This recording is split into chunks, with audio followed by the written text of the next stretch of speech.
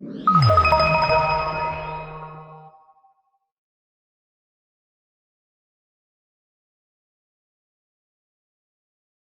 back to the ETSI IQC Quantum Safe Cryptography Virtual Executive Conference. Our next session is on quantum technology and its impact on cryptography. And joining me now is Professor Sir Peter Knight. Sir Peter is Senior Research Investigator at Imperial College and Chair of the UK National Quantum Technology Programme Strategy Advisory Board. He's a UK Government Science Advisor and a Fellow of the Royal Society. A reminder to viewers that you can send in questions about this presentation or the summit in general, and we'll look to answer them during our live Q&A at the end of the day. There's a form to submit your questions here on the website. And so to our presentation. Welcome, Sir Peter. We're looking forward to hearing your insights into how cryptography has been impacted by quantum technology. Before we start though, why should we be looking to retool our economies to be quantum ready? The underpinning science and technology behind the way that we communicate with each other safely, resiliently, and so on, rests upon a number of assumptions which the increase in capability of quantum computing puts under threat. It basically undermines many of our assumptions about how we secure all sorts of communications, undermines the assumptions about privacy, integrity, and so on. And that quantum threat is relatively imminent. So in response to that, there are a number of things that we can do in order to prepare for a quantum-ready economy. Those steps have to be undertaken essentially around now and run in parallel with intelligence about what we know are the capabilities of quantum computing. And engineering a completely safe method of communicating, of using the internet and so on, is imperative. The quantum-ready economy doesn't happen overnight, and we need to work on it around now. So I have about 5 take-home messages. But the bottom line is that the quantum race is on. And planning for a quantum-ready economy is even more urgent. So my first take-home point is really, why is traditional quantum cryptographic security, why is it vulnerable? It rests upon assumption of hardness. Public key infrastructure assumes that things are going to be hard. There's no proof of security. And these assumptions are totally undermined if a quantum computer can be constructed. So that's one of my key take-home messages. Public key infrastructure permeates our economies and underpins secure trading and identity and resilience. But it depends on these unproven assumptions that attack on private keys are unfeasible using traditional computing, even using a supercomputer. Of course, the response in traditional classical attacks is just increase the key size. Factoring is known to be hard. That's always been the protection. It's not a proven security, but there are routes forward to enhance the security of our assumptions. Peter Shor, in the middle of the 1990s, undermined all this in a sense, in that he came up with a quantum algorithm which demonstrated that factoring, which underpins everything that we assume in terms of cryptographic security, instead of being hard on a classical machine, can become easy on a quantum computer. That Shor algorithm development changed all of our assumptions about the vulnerability of our infrastructure.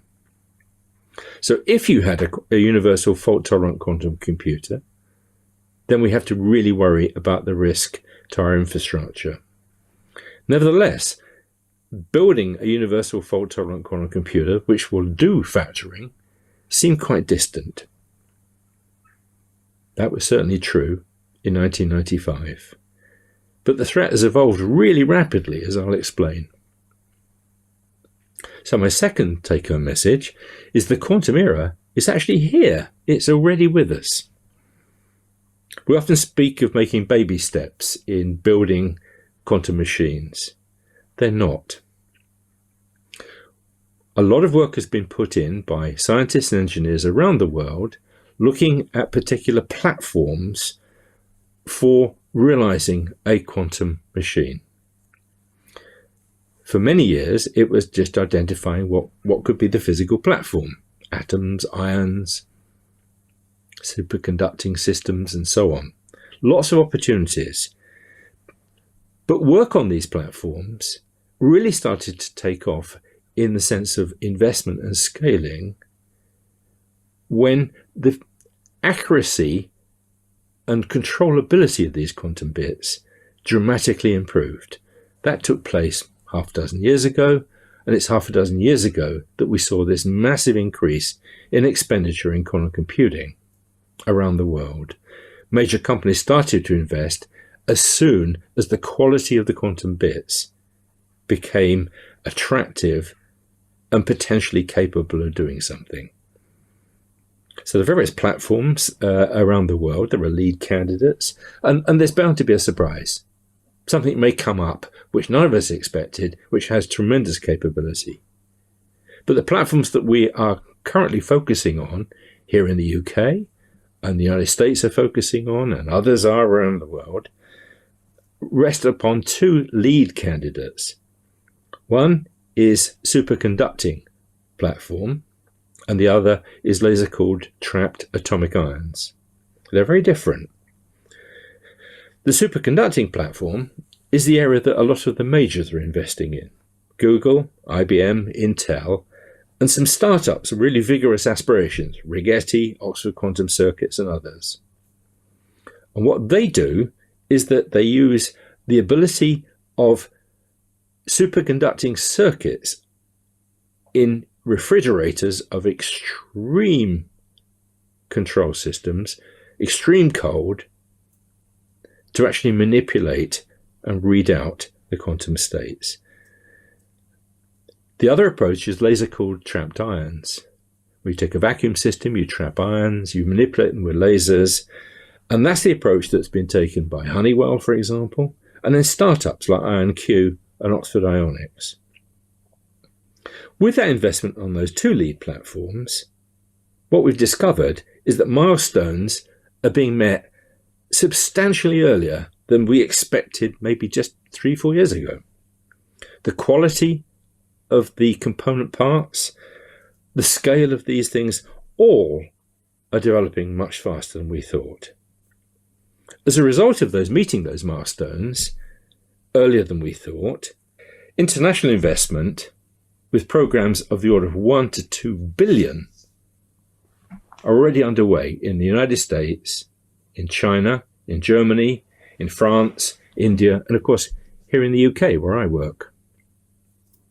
Now, if we go back 20 years, when we started to think about a quantum processor of substance, there's a great chasm between what we saw as current performance, the ability of these bits to actually do something, and the application demands to actually do something non-trivial with them.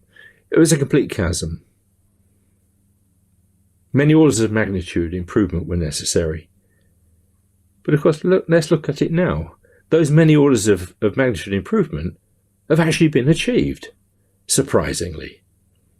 Hardware power, capability, has improved by more than a factor of 1,000. The software demand of what you need to run a non-trivial algorithm, that demand is reduced by more than 10,000. The overhead that's necessary to correct errors has been dramatically reduced. When you put this all together, that chasm has closed. The progress that's been made over the past few years has seen a dramatic increase in our capability and a dramatic decrease in the demands that are necessary to run something non-trivial.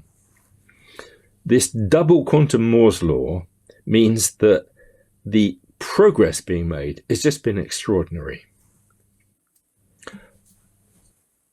Now, my third bullet point, take-home message, is the timescales for realization of the quantum threat. How will this undermine? What are we trying to do in terms of our infrastructure? and how we protect it, that quantum threat timescale, I would still maintain, is about a decade away. But that time interval is decreasing.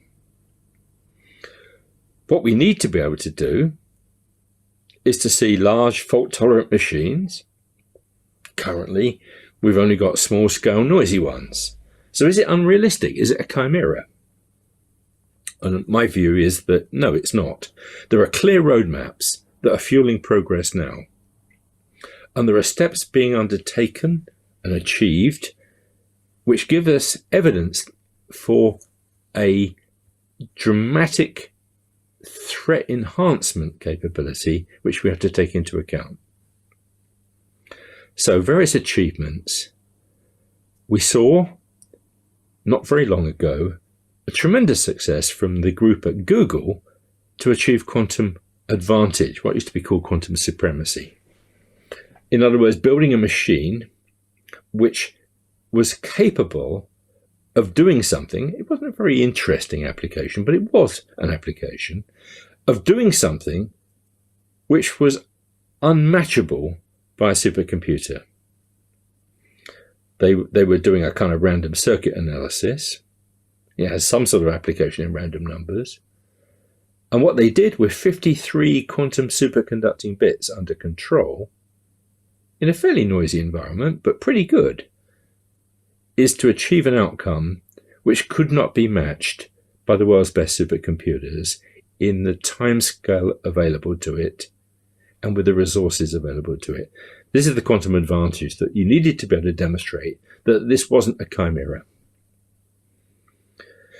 The other major advantage we can see that's been achieved is that the ability to start thinking about scaling these things is really been dramatically improved.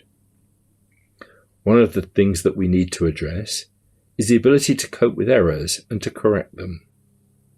After all, a quantum machine is doing something unusual, and when it makes a mistake or it collapses back to basically a stochastic classical machine.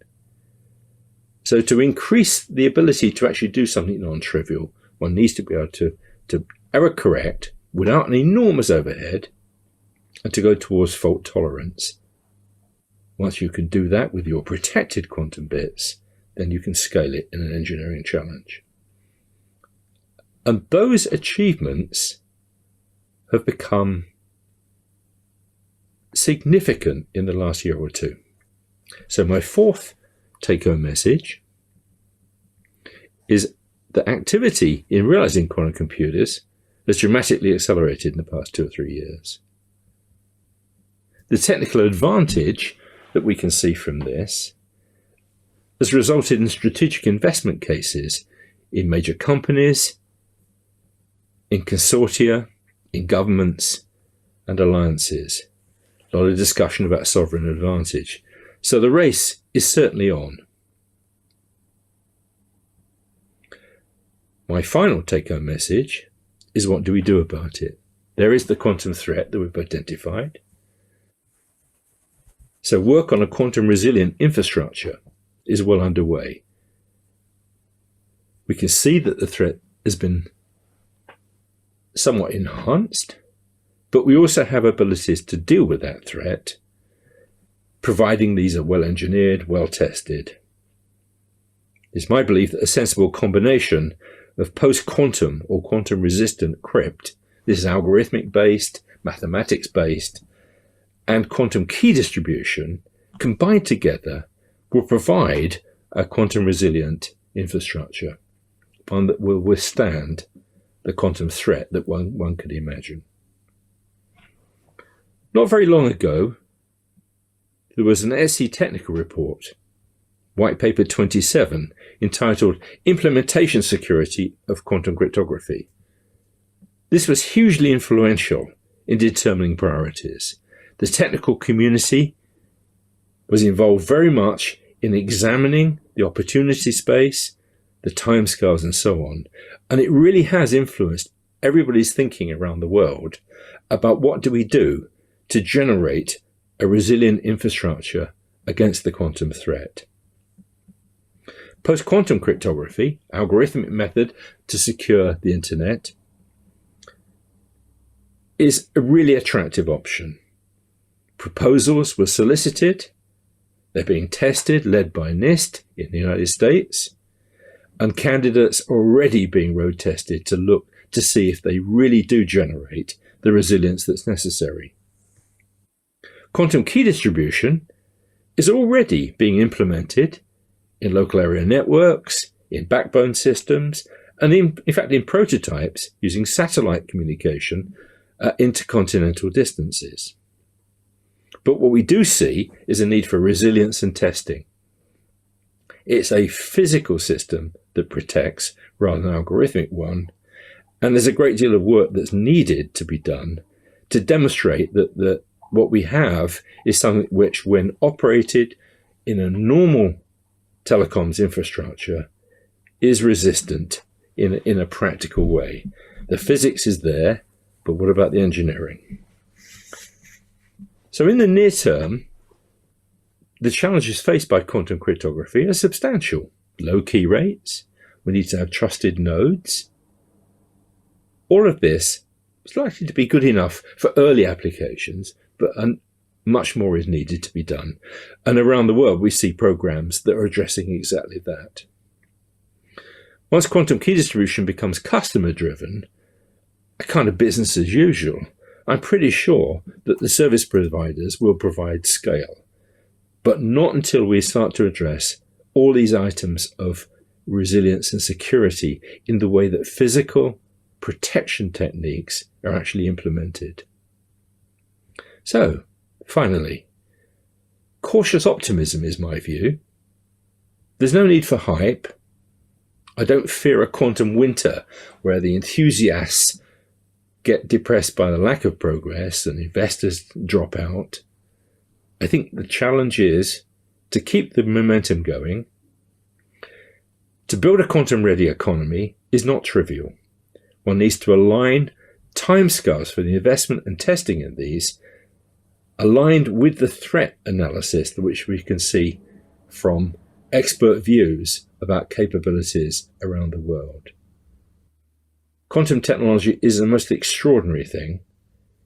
It started with physics, but is influencing our everyday life. Thank you. Thank you, Sir Peter. Absolutely fascinating. I've got a couple of quick questions I'd love to put to you based on your presentation. At the beginning, we were talking about the assumptions of hardness around PKI. If private keys are no longer safe regardless of public key length, does this make PKI obsolete? Yes, it will, as soon as identifiable quantum computing threats are actually in place.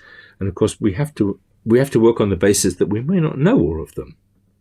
And so best estimates of timescales have to. So PKI, I think, has to be replaced. And that hardness assumption is something that we should learn from. We assumed that RSA, elliptic curve, and so on, all of these things were hard to crack, but not impossible. And the solution to deal with it was just increasing key lengths and so on. That's no longer true when you have a quantum machine. So I think we have to assume PKI over a 10-year period has to be replaced by something which is more resilient. There are things that one needs to be concerned about. A number of legacy transactions could well have been intercepted and stored. An adversary might want to say, well, I've got them now. I've stored them. And then, when a quantum computer comes along, extract out the information that might have been time sensitive over a longer period. So even when we roll out a resilient replacement, you have to worry about the legacy issue of past intercepted messages, which could well be then broken by a machine that comes along later. It is an issue. But I think that the bottom line, or the big picture, is simply that we have to regard PKI as having been a wonderful servant for many, many years, but now needs to be rolled out of the arena and replaced by more resilient things. Great, thank you. And a second quick follow-up. I wonder if you could elaborate when you spoke about we need a combination of QKD and post-quantum cryptography. Why don't we just focus on one of them? Right. It's kind of focusing on one rather than the other is risking things, in my view, simply because we had a tremendous reliance on hardness to secure our internet, that factoring was hard. And then we discovered that it's not proven, and there was an attack. Many of the post-quantum or quantum-resistant algorithms we've spoken of are resistant to attacks that we know of at the moment. But again, there's no security proof. So let's not put all our eggs in one basket and discover again that some really clever bod, a new version of Peter Shor, comes along and finds a new way of getting into a post-quantum or a quantum resilient thing. It's really important that we progress these in step in case we needed to sort out a solution were this to happen. Excellent. So Peter, thank you very much for joining us. A reminder that we still have much more to come, including a panel discussion and live Q&A. So send in your questions now. And please take a look at the event agenda for timings and details of our forthcoming content for this 2-day virtual event. And if you missed something, don't worry, it will all be available to watch later on demand. Stay with us for our next session, but for now, thank you for watching and goodbye.